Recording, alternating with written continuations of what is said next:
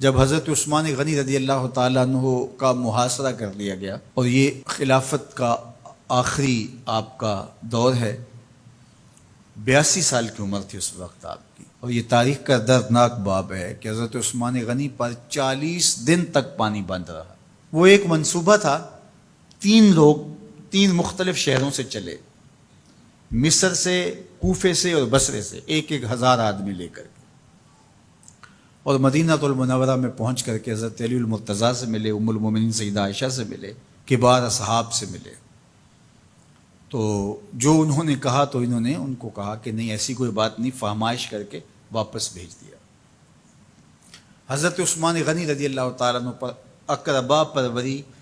کا الزام عائد کیا تھا، تو انہوں نے کہا کہ کوئی ایسی بات نہیں ہے۔ پھر یہ تھا کہ آپ نے کم عمر گورنر، کم عمر لوگ مقرر کیے، تو حضرت عثمان نے کہا کہ حضرت اسامہ بھی تو کم عمر تھے، حضور نے ان کو اگر مقرر کیا ہے تو یہ تو مثال ہمارے سامنے موجود ہے، لیکن یہ ایک منصوبہ تھا، اس منصوبے کے تحت یہ 3 جگہوں سے لوگ آئے تھے۔ وہ 3 دن کی مسافت کے بعد پھر تینوں واپس آ گئے، تو یہ ایک سوالیہ نشان ہے کہ تینوں کیوں واپس آ گئے، کوئی ایک تو نہ آتا نا، تو یہ سب طے شدہ منصوبہ تھا۔ اور پھر انہوں نے مدینہ المنورہ کو گھیر لیا، اور جس طرح سے بلوائیوں نے حالات پیدا کر دیے، سیدنا علی المرتضیٰ رضی اللہ تعالیٰ عنہ تو شہر مدینہ سے باہر تشریف لے گئے تھے، اور اپنے بیٹوں امام حسن اور امام حسین رضی اللہ تعالیٰ عنہ کو حضرت عثمان غنی کے دروازے پر مقرر کیا تھا کہ ان کو ضرر نہ پہنچنے دینا۔ اب 700 صحابہ اجازت طلب کر رہے ہیں کہ آپ ان بلوائیوں سے نپٹنے کا میں جو ہے وہ اجازت نامہ مرحمت کریں، اور بہت سارے لوگ تو حج پہ جا چکے ہیں۔ 18 ذی الحج کا واقعہ ہے جب آپ کی شہادت ہوتی ہے، تو وہ حج پہ جا چکے ہیں، تو جو یہاں موجود ہیں وہ اجازت طلب کر رہے ہیں، لیکن حضرت عثمان غنی رضی اللہ تعالیٰ عنہ نے کہا کہ نہیں، میں ایسی اجازت نہیں دوں گا۔ رسول اللہ صلی اللہ علیہ وسلم کا حرم شہر مدینہ لوگوں کے خون سے لالازار ہو، یہ میں اس کو گوارا نہیں کرتا۔ افواج موجود ہیں، اور دنیا کی تاریخ میں آپ کو ایسا نہیں ملے گا کہ اتنی بڑی حکومت کسی کے پاس ہو اور وہ خود گھیر لیا جائے، اس کا پانی بھی بند ہو جائے، اور وہ حکم دے کہ نہیں، میرے لیے آپ ایک قطرہ بھی خون نہیں بہائیں گے۔ بلکہ آپ کے غلاموں نے جب تلواریں اٹھا لی تو آپ نے فرمایا کہ میرا حکم ہے کہ تم تلواریں نیچے رکھو،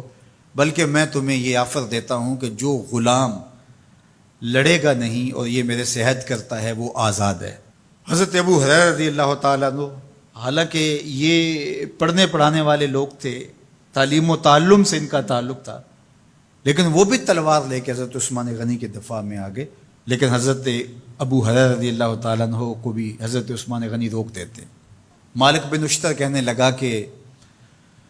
ہم آپ کی دستبرداری کے خواہاں ہیں، آپ خلافت سے دستبرداری اختیار کر لیجئے۔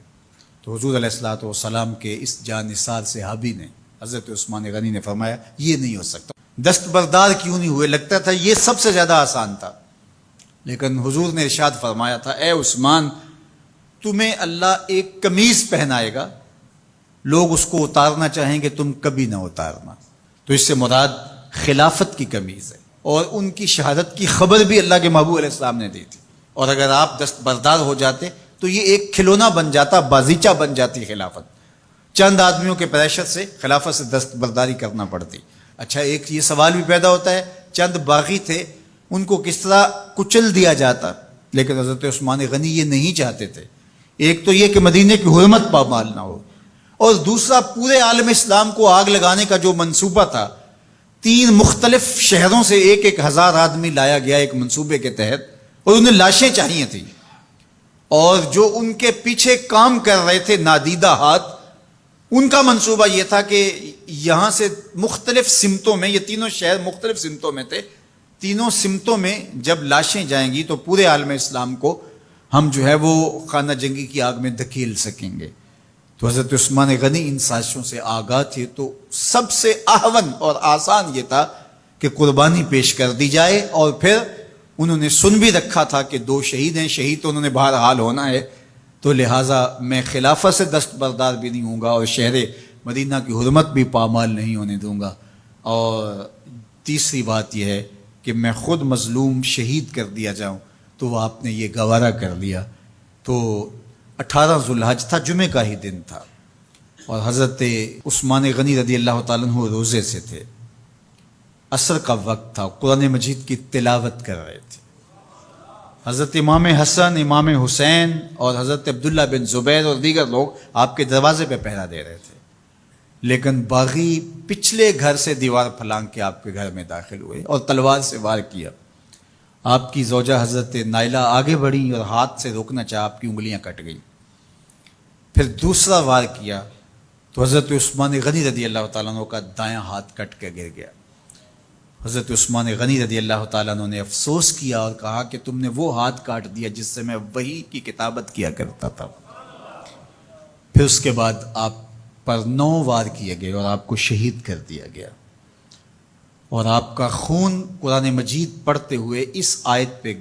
گرا، فَسَيَكْفِيكَهُمُ اللَّهُ وَهُوَ السَّمِيعُ الْعَلِيمُ۔ تو حضرت عثمان غنی رضی اللہ تعالیٰ عنہ مظلوم شہید کیے گئے، بھوکے اور پیاسے شہید کیے گئے، ظلماً شہید کیے گئے۔ حضرت عبداللہ بن عمر رضی اللہ تعالیٰ عنہ فرماتے ہیں کہ حضور فتنوں کا ذکر کر رہے تھے کہ فتنے ہوں گے، بہت بڑے فتنے ہوں گے، تو ایک شخص نے چادر اوڑھی ہوئی تھی اور وہ مجلس واعظ کے قریب سے گزرا جہاں حضور کچھ ارشاد فرما رہے تھے، تو آقا کریم نے اشارہ کر کے کہا اس دن یہ شخص حق پہ ہوگا۔ عبداللہ بن عمر کہتے ہیں کہ میں اٹھا اور جا کے دیکھا تو وہ حضرت عثمان تھے، تو میں نے حضرت عثمان کے چہرے کو پکڑ کے تھوڑا سا حضور کی جانب کیا اور میں نے کہا حاذا، حضور یہ؟ اللہ کے محبوب فرمایا ہاں یہی، جب فتنے ہوں گے تو فرمایا یہ حق پہ ہوگا۔ تو حضرت عثمان غنی رضی اللہ تعالیٰ عنہ حق کی راہوں کے مسافر، جنہیں حضور کی زبان سے شہید کہا گیا، اور شہید کسی کا انجام ہوتا ہے، تو حضور نے فرمایا یہ شہید ہوگا۔ شہید وہی ہوتا ہے جو بحالت ایمان اس دنیا سے راہ خدا میں اپنی جان قربان کرے۔ فرمایا فَإِنَّمَا عَلَيْكَ نَبِيٌّ وَصِدِّيقٌ وَشَهِيدَانِ، اے پہاڑ رک جا، تو جانتا نہیں تیرے اوپر اللہ کا ایک نبی ہے، ایک صدیق ہے اور 2 شہید ہیں۔ تو حضرت عثمان غنی رضی اللہ تعالیٰ عنہ عظمتوں کے مینار، اللہ اکبر۔ تو یہ حضرت عثمان غنی رضی اللہ تعالیٰ عنہ کا یہ کارنامہ تھا کہ آپ نے اپنی جان پیش کر کے امت کو جو ہے وہ فتنوں سے محفوظ کر لیا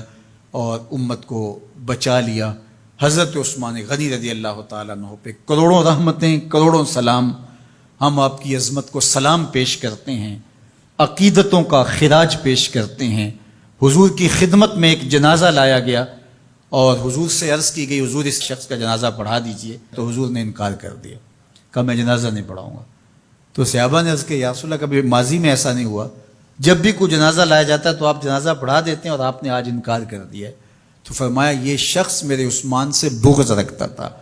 اور اس کو اللہ نے بھی اپنی رحمتوں سے محروم کر دیا ہے۔ حضور نے اس شخص کا جنازہ نہیں پڑھایا جو مبغض عثمان غنی رضی اللہ تعالی عنہ۔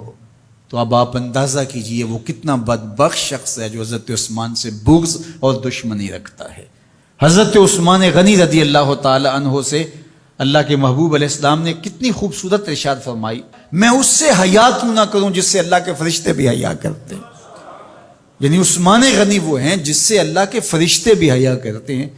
اور جو عثمان غنی کا حیا نہیں کرتا اس سے بڑا بے حیا کون ہو سکتا ہے۔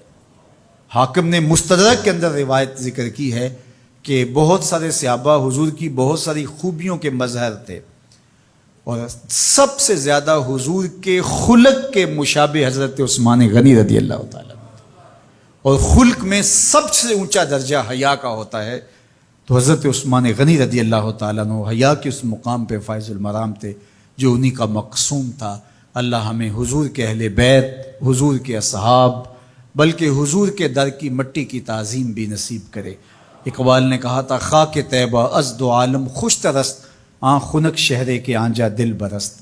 ہمیں تو طیبہ کی مٹی بھی اچھی لگتی ہے اس لیے کہ وہاں محبوب جو رہتے ہیں، تو محبت تو اس چیز کی متقاضی ہوتی ہے، محبوب کی راہوں کو بھی سلامی پیش کی جائے۔ تو جو حضور علیہ السلام کے ساتھ منسوب اتنی وقی نسبتیں ہیں ان کا احترام کیوں نہیں کریں گے؟ تو حضرت عثمان غنی تو داماد رسول ہیں، حضرت عثمان غنی تو ذو النورین ہیں، حضرت عثمان غنی تو حضور علیہ الصلوۃ والسلام کے محبوب اور حضور علیہ الصلوۃ والسلام کے پیارے ہیں، ان کو جنت کی بشارت دی گئی ہے، عشرہ مبشرہ میں سے ہیں، 4 جلیل القدر خلفاء میں ان کا نام شامل ہے، اور پھر حضور کی 2 صاحبزادیاں ان کے نکاح میں آقا کریم نے ان کو شہید خود قرار دیا، اور میرے اور آپ کے آقا و مولا نے کہا آج کے بعد کوئی عمل عثمان کو نقصان نہیں دے گا، اور کہا عثمان سے میں حیا کیوں نہ کروں، اس سے اللہ کے فرشتے بھی 82 سال کی عمر تھی اس وقت آپ کی، اور یہ تاریخ کا دردناک باب ہے کہ حضرت عثمان غنی پر 40 دن تک پانی بند رہا۔ وہ ایک منصوبہ تھا، 3 لوگ 3 مختلف شہروں سے چلے، مصر سے، کوفے سے اور بصرے سے، 1,000 آدمی لے کر کے، اور مدینہ المنورہ میں پہنچ کر کے حضرت علی المرتضیٰ سے ملے، ام المومنین سیدہ عائشہ سے ملے، کبار اصحاب سے ملے۔ تو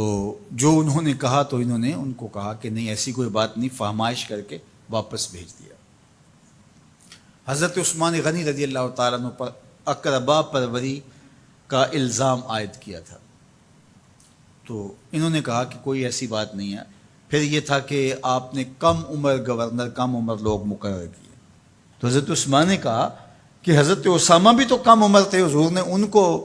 اگر مقرر کیا ہے تو یہ تو مثال ہمارے سامنے موجود ہے، لیکن یہ ایک منصوبہ تھا، اس منصوبے کے تحت یہ 3 جگہوں سے لوگ آئے تھے، وہ 3 دن کی مسافت کے بعد پھر تینوں واپس آ گئے،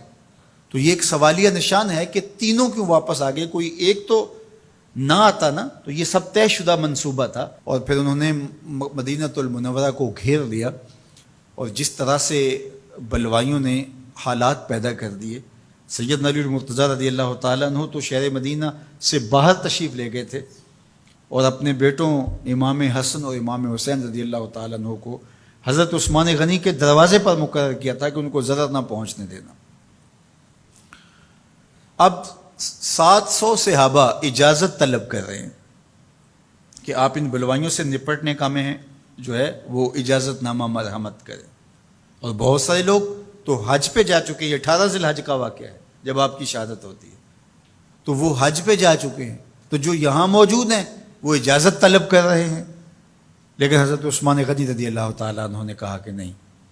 میں ایسی اجازت نہیں دوں گا، رسول اللہ صلی اللہ علیہ وسلم کا حرم شہر مدینہ لوگوں کے خون سے لالازار ہو، یہ میں اس کو گوارا نہیں کرتا۔ افواج موجود ہیں، اور دنیا کی تاریخ میں آپ کو ایسا نہیں ملے گا کہ اتنی بڑی حکومت کسی کے پاس ہو اور وہ خود گھیر لیا جائے، اس کا پانی بھی بند ہو جائے، اور وہ حکم دے کہ نہیں میرے لیے آپ ایک قطرہ بھی خون نہیں بہائیں گے، بلکہ آپ کے غلاموں نے جب تلواریں اٹھا لی تو آپ نے فرمایا کہ میرا حکم ہے کہ تم تلواریں نیچے رکھو، بلکہ میں تمہیں یہ آفر دیتا ہوں کہ جو غلام لڑے گا نہیں اور یہ میرے سے عہد کرتا ہے وہ آزاد ہے۔ حضرت ابو ہریرہ رضی اللہ تعالیٰ عنہ،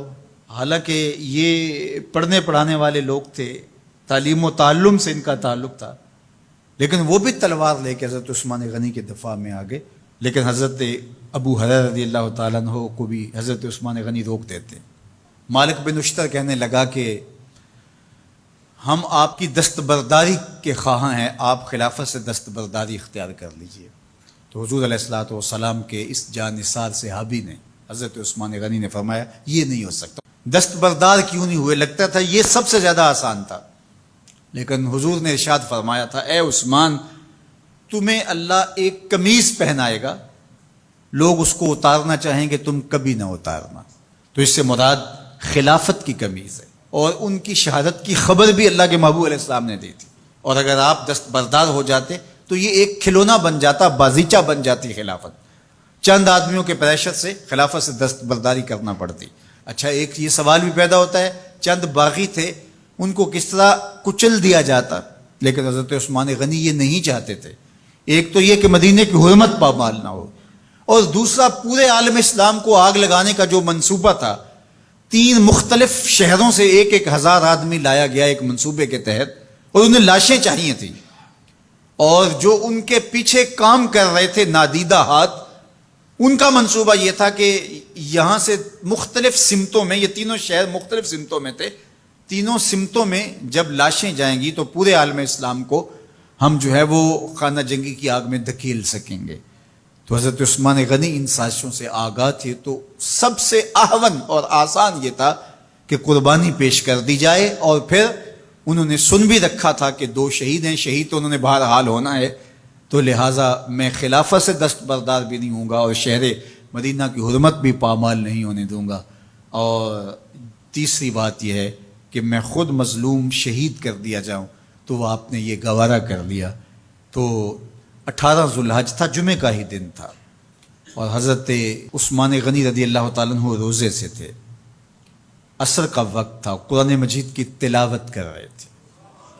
حضرت امام حسن، امام حسین اور حضرت عبداللہ بن زبیر اور دیگر لوگ آپ کے دروازے پہ پہرا دے رہے تھے، لیکن باغی پچھلے گھر سے دیوار پھلانگ کے آپ کے گھر میں داخل ہوئے اور تلوار سے وار کیا۔